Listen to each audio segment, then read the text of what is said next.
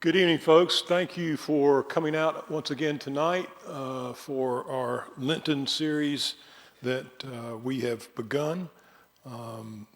It's a blessing to have you with us, and also I want to say hello to our folks that are joining us through recording this event through the internet.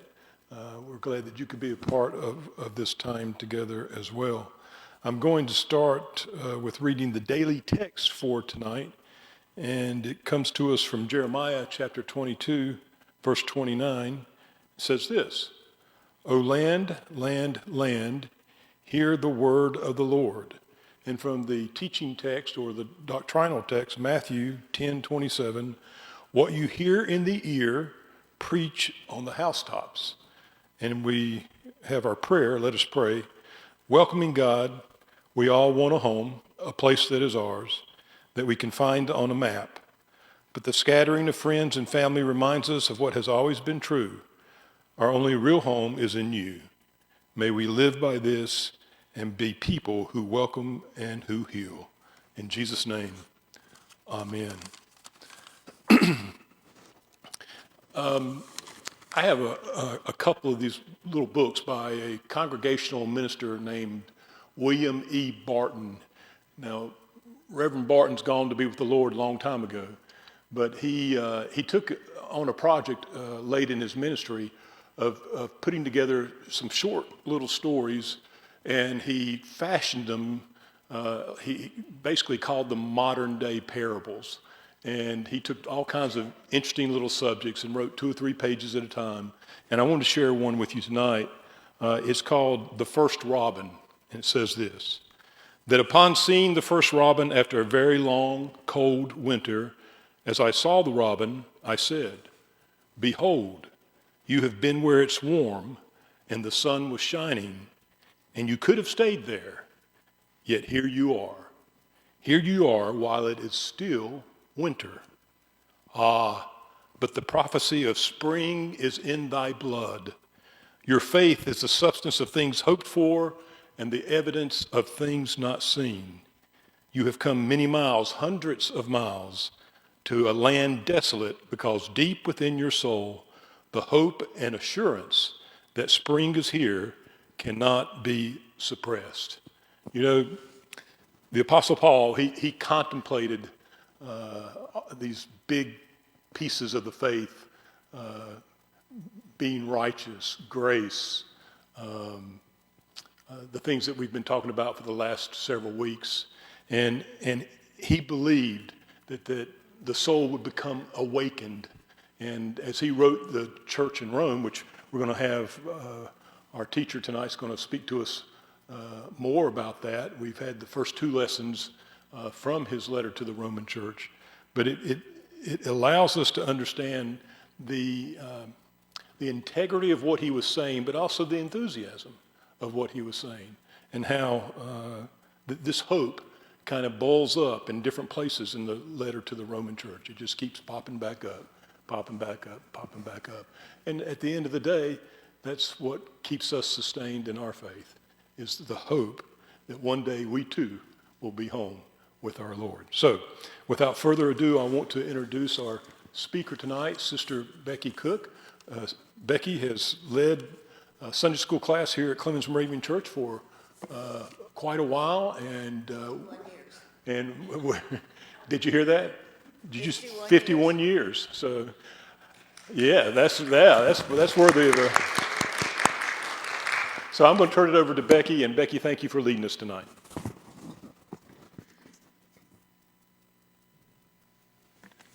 And thank you, David, for helping me learn to use this microphone. Is it working? Is it powered on? I think it is. Is it green? Oh, You're good. am I good? Yep. Okay. If you can't hear at any time, I'll watch you, Randy. You have good ears, though. Who here? Ed Brewer. If you can't hear me at any time, please raise your hand. I won't say that you're asking me a question. I'll just say, Ed knows me well. Thank you so much. And thank you to each of you for being here tonight. I thought you might like to know how you get to be a leader of this so that next year you might be a leader. First of all, you get a call from the pastor. And the pastor says, Becky, are you willing? And basically, you don't want to hear what comes next. But you say, of course, yes, whatever you need me to do. You have the freedom to do, priest said, whatever you want to do, but as long as you follow the Lenten devotional book. So, of course, the first thing you do when you get this call from Chris is you grab your Bible, you grab your Lenten devotional book, and you say, oh my goodness, it's on Romans. You taught Sunday school before? You know what that means. So let me review you just a little bit of what I did read at first. The promise to Abraham and to his descendants that he would inherit the world didn't come through the law, but through the righteousness that comes through faith. If they inherit the law, then faith has no effect on the promise being canceled. The law brings about wrath, but when there isn't any law, there isn't any violation of the law. That is why inheritance comes through faith. And so it will be on the basis of God's grace. In that way, the promise is secure for all of Abraham's descendants, but also for those who are related in the faithfulness of Abraham. Abraham is the father of all of us. As it is written, I have appointed you to be the father of many nations. So Abraham is our father in the eyes of God, in whom he had faith. The God who gives life to the dead and calls things that don't exist into existence. Now, the first thing that stood out to me was the word faith. It's mentioned 5 times in this passage, faith. And that's basically what my little lesson's going to be about tonight. I definitely want to thank Chuck Jones for last week's lesson. He helped me a lot because he gave us all the background about Paul and the importance of Paul's letters to the Romans, as well as many other churches in that time.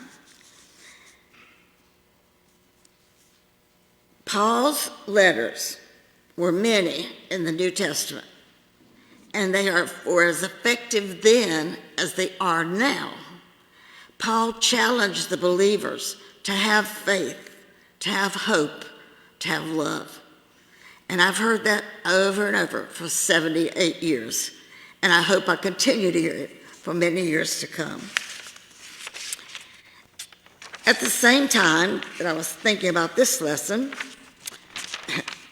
I was teaching Sunday school on Genesis 1 through 4. And many members of my class are here tonight. They're my support team. And I said to them, come next week, come Wednesday night, you'll hear the rest of the lesson. Because the background in Genesis 1 is that Abram received a blessing. And that blessing was not just to Becky, it was to the nation of all his descendants. So I had Abram on my mind. I'm reading Romans, which talks about Abraham. Abram became Abraham in Genesis 17. So a lot happened between the time we talk about Genesis 1 and Genesis 17. A scripture reference in that lesson that I was preparing on Genesis was for Romans 4, 13 through 17.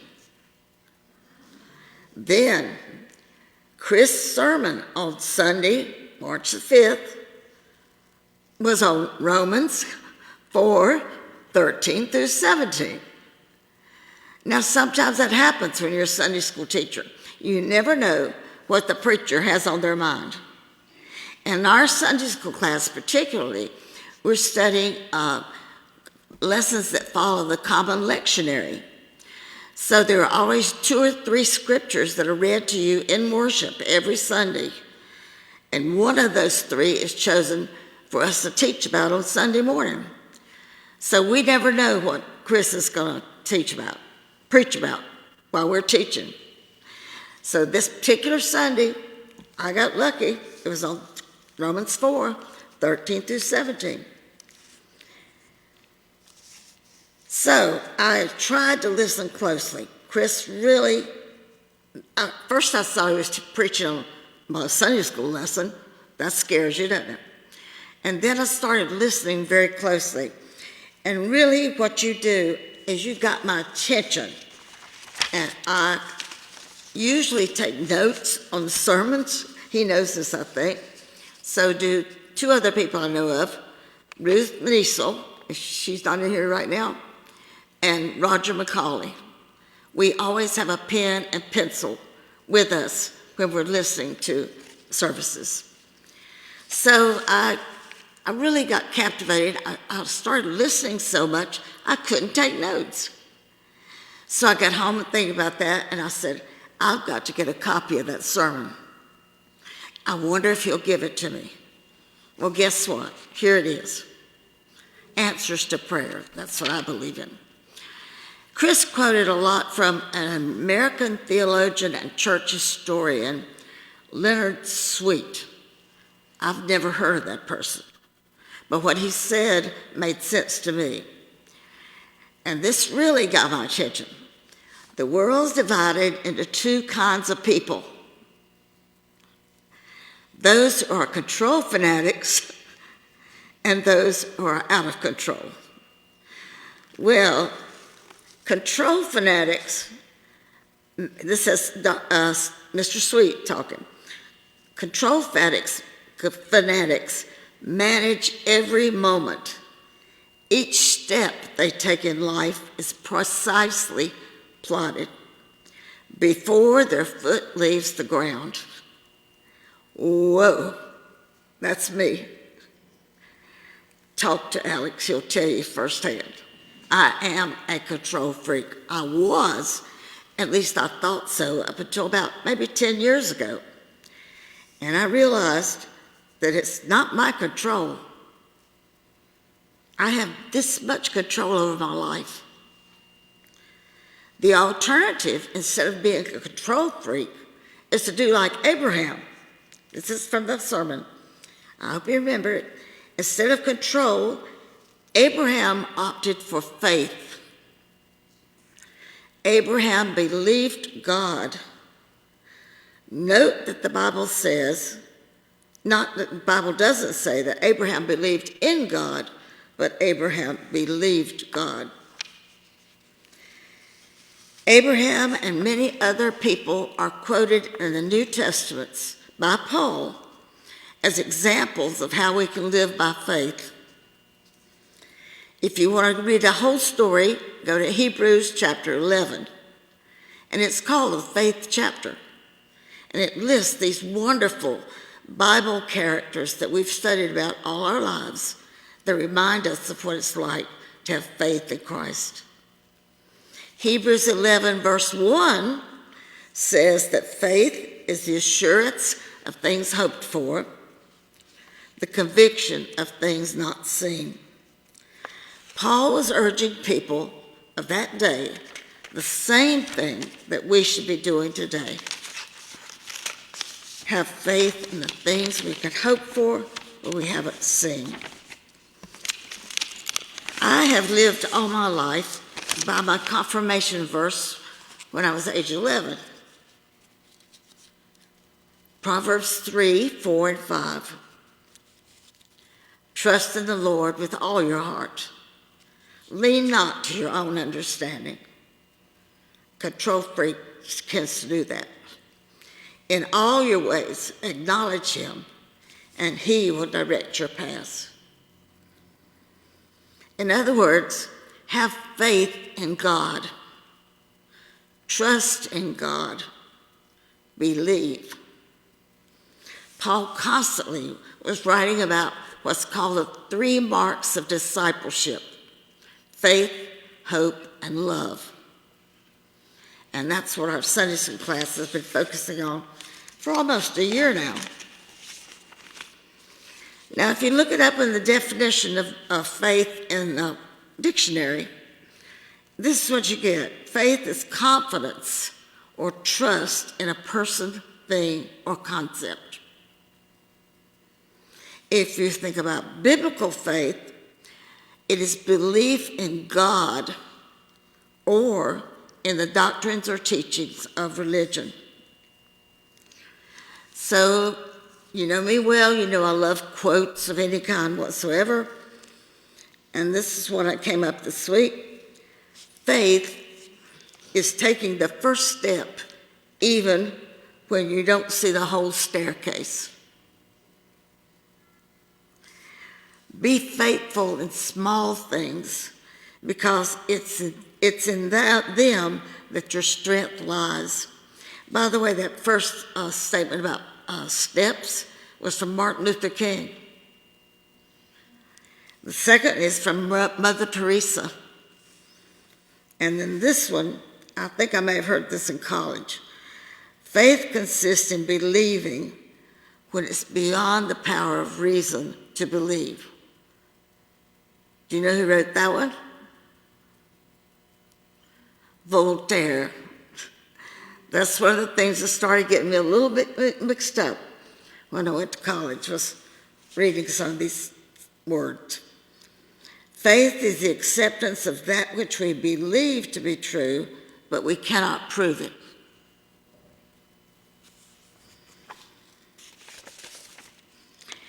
Our challenge in today's lesson is that we re-examine our faith. Who or what do we have faith in? Who or what do we believe in? Who or what do we trust? Now, I've had several weeks to think about this, so I'm ahead of the game. But that to me is the challenge that our Lenten book is giving us, is that Lent gives us time to rethink those things that are so true to us, to meditate, to pray more than any time in our lives. I talk a lot about my grandmother. She prayed all day long. She had her Bible on the car seat right beside of her. And when we go anywhere, if you had 5 minutes to wait on the doctor, 5 minutes to wait on a stopping light, she read her Bible or she prayed. And that was an example I've lived by all my life. I'm always saying, thank you, God. Thank you for not letting me have a wreck. Thank you for my car running. Thank you that it stops when it's supposed to. I'm not in control.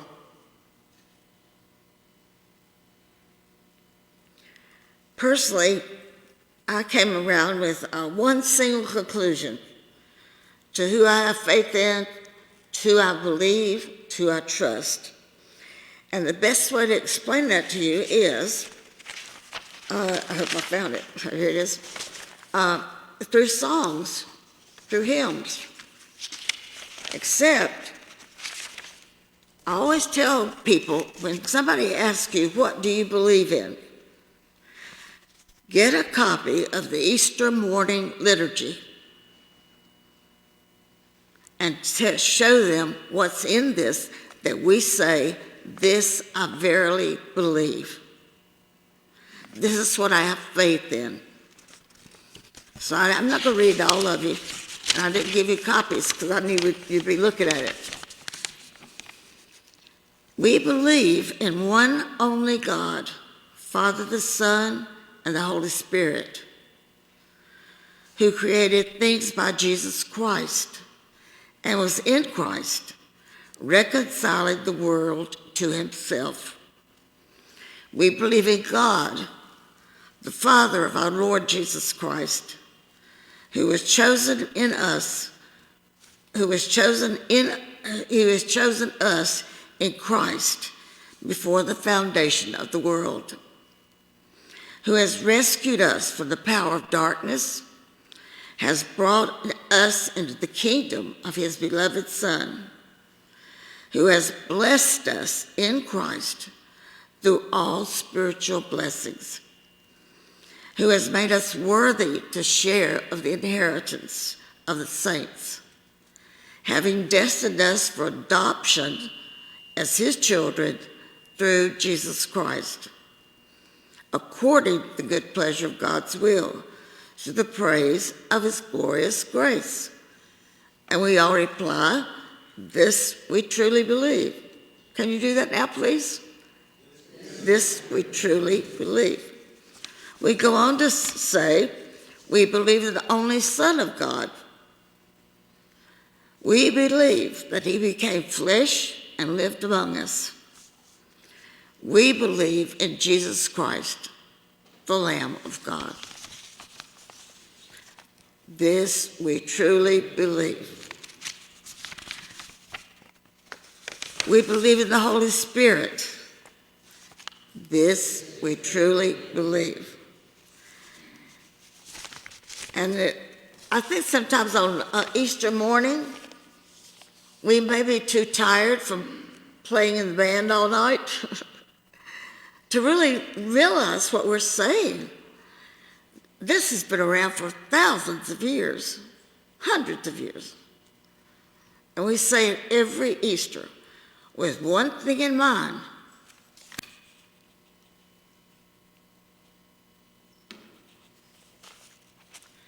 So I challenge you this year, when you go to the Easter morning service, think about what you're reading. Now, another thing, my Sunday school classes get tired of this, but my theology personally comes from songs and from hymns. And of course, when we did Abraham, I talked about Father Abraham and many sons had Father Abraham. I am one of them, and so are you. So let's just praise the Lord. I learned that about 2 feet tall. I still remember it to this day. But here's another one that explains my theology. My faith looks up to thee, thou Lamb of Calvary, Savior divine. Now hear me while I pray, take all my guilt away. Oh, let me from this day be wholly thine. May thy rich grace impart strength to my fainting heart, my zeal inspire. As thou hast died for me, oh, may my love to thee pure, warm, and changeless be, a living fire. And let's see, I have a whole hymn book here to share with you if you'd like to hear that. He leadeth me, O blessed thought, O words with heavenly comfort fraught. Whate'er I do, or where'er I be, still 'tis God's hand that leadeth me. And then the very favorite of all of us, I'm sure, says, great is thy faithfulness, O God my Father. There is no shadow of turning from thee. Thou changest not, thy compassions they fail not. As thou hast been, thou forever wilt be. Now this week, I want you to take it this way. I want you to put all these and thous and those in personal terms today. Great is his faithfulness, O God our Father. There is no shadow of turning from thee, from him, from you. You changest not, your compassions they fail not.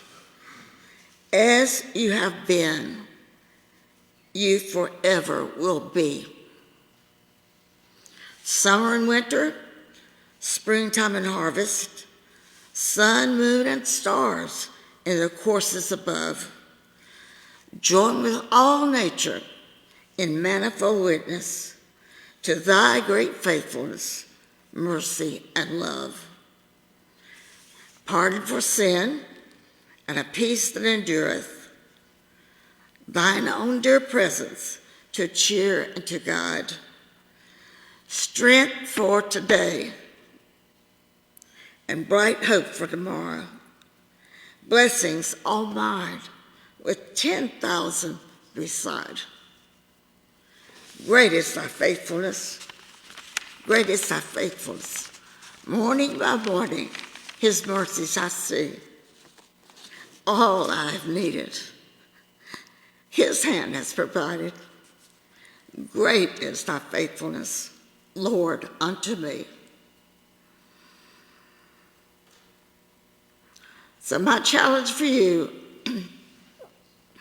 is to really think, just an hour from now, I don't care, all week if you'd like to, what do you believe in?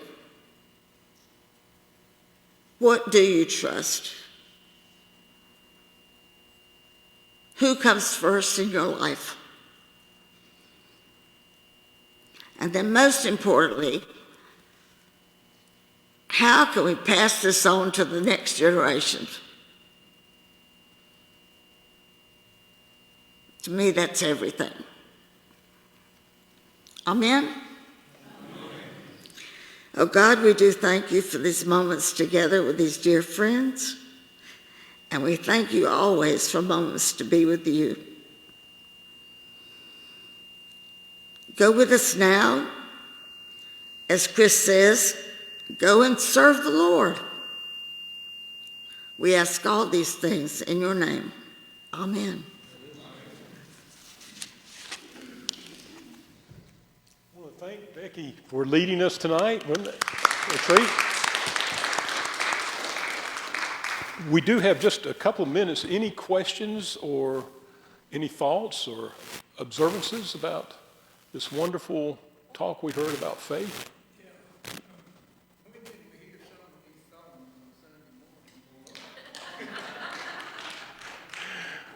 How about this Sunday?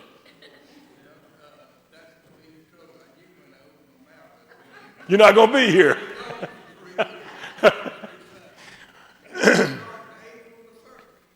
Let me know. Any others?